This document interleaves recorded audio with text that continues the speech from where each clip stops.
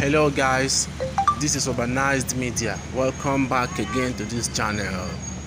Today I am taking you guys to a departmental store in Nnewi, a kind of superstore, which is Roban store, and I'm going to show you how Nnewi people are shopping for Xmas.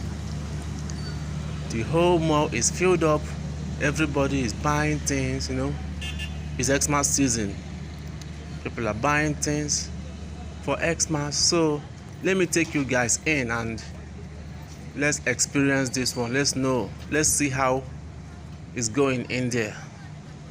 And if you have not subscribed to this channel, just click on that subscribe button and press the notification bell so that anytime I post a new video you get notified. Let's